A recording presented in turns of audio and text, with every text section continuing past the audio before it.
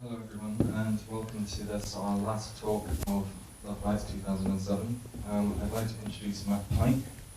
Matt Pike founded Sheffield-based design studio Universal Everything 3.5 years ago. Has gone on to work with international organisations on design, moving image, and branding, amongst other things, which includes the Lovebytes monsters you've hopefully seen everywhere by now. As well as producing branding and design, Universal Everything has been developing pioneering digital processes, and an exclusive example preview of which we'll see today in the form of advanced beauty. We welcome Matt Pike.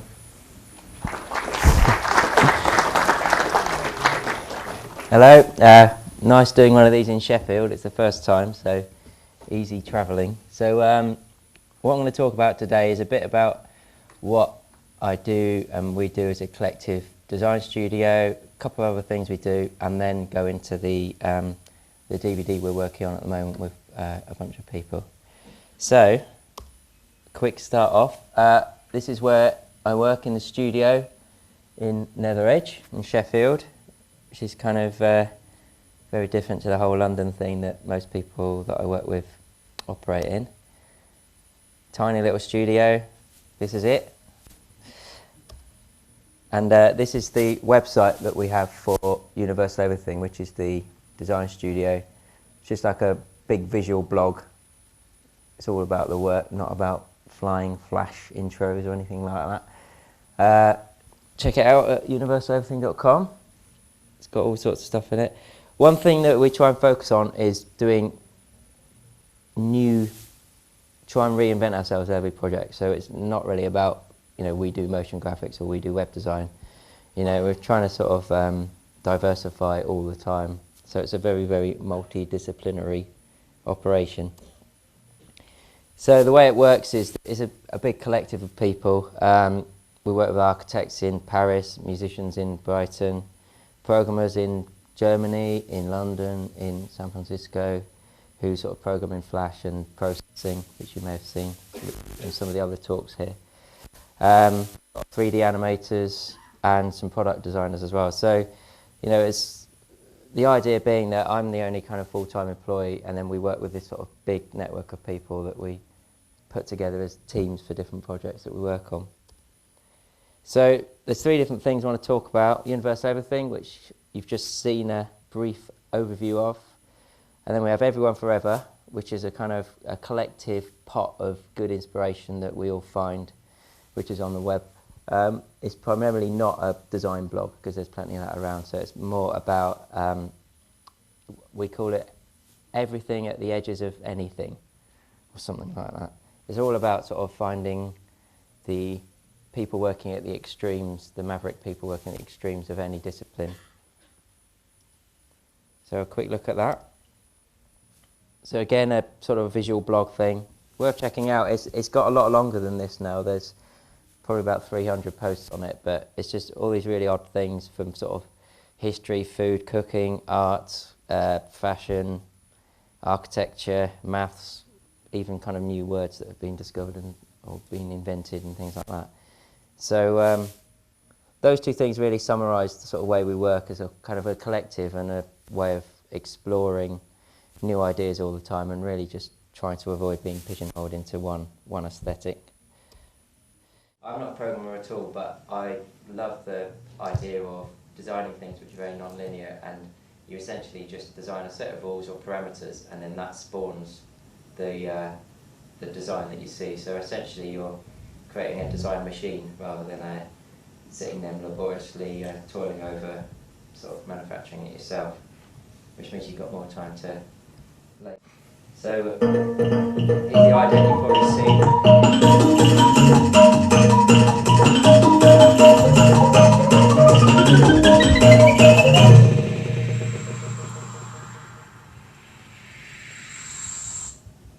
Okay, so obviously that was for this year's Lovebytes festival. I'll tell you a bit about how it happened. Well, the idea itself was kind of trying to get across the idea of how these furry monsters were born, but I did this project in collaboration with a guy who's a fantastic programmer called Carsten Smith, who's got a website called toxy.co.uk if you want to check that out.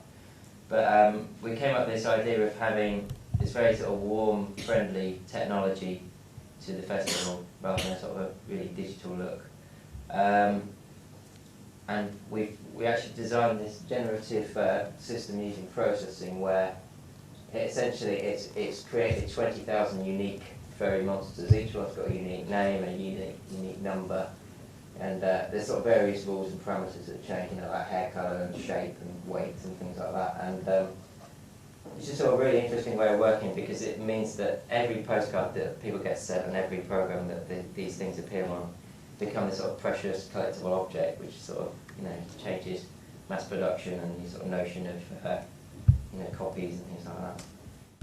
Now the second thing I want to talk about, which we do a lot of at the moment, is this whole idea of synesthesia, sort of audio reactive work, where there's a very strong relationship between the sound design and the visual design. So it's not just about sticking some funky music on an animation sort of thing. My brother does all the music with me, and he, you know, we always call it designing for the ears and designing for the eyes, which is a kind of neat way of having a family business, I suppose.